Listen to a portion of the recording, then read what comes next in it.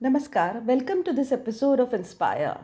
It was in the year 2020 that Yogi Adityanath, the Chief Minister of Uttar Pradesh, renamed the Mughal Museum in Agra as Chhatrapati Shivaji Maharaj Museum. What has Agra to do with Shivaji? It is better known for other monuments. Chhatrapati Shivaji Maharaj escaped from Aurangzeb's custody from Agra. Yes, his heroic journey of 1,000 miles back to his capital, Raigad, from Agra is inspirational enough for the same. The same king of Swarajya inspired the common man to fight for independence for full 200 years after his death. This makes him a national hero. In 1664, Shivaji was at his fort Purandhar when the 10,000 strong army men sent by Aurangzeb encircled his fort. He had no choice but to enter a peace treaty. He agreed to surrender 23 out of his 35 forts. In order to settle the terms, he had to go to Agra. He visited Agra with his son Sambhaji. He was not treated well and then was also placed under house arrest in Agra. Could the lion sit in the cage waiting? Never. While some of his men were released, he had to patiently wait for the right time. He escaped later in baskets along with his son. Along the way, the son was taken care of, but he continued on foot.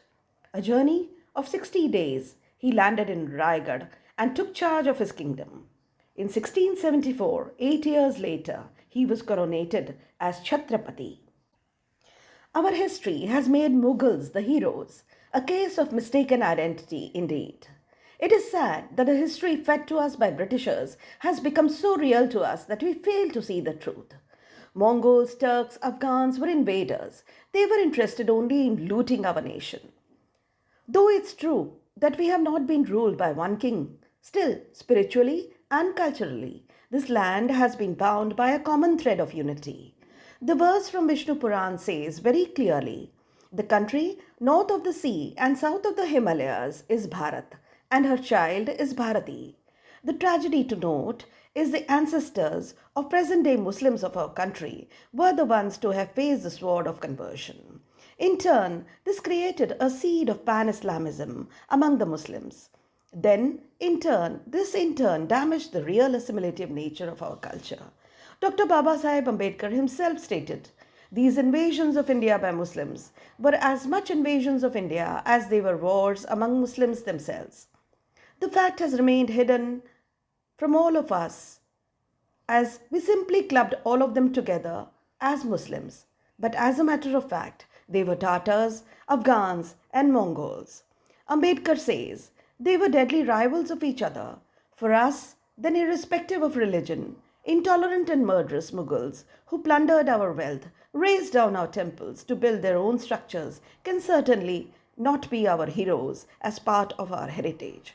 Swami Vivekananda said, Shivaji was the greatest Hindu king that India had produced within the last 1,000 years, one who was very incarnation of Lord Shiva, about whom prophecies were given out long before he was born, and his advent was eagerly expected by all the great souls and saints of Maharashtra as the deliverer of Hindus from the hands of Malechas, and as the one who succeeded in re-establishment of Dharma, which had been trampled underfoot by the devastating hordes of Mughals.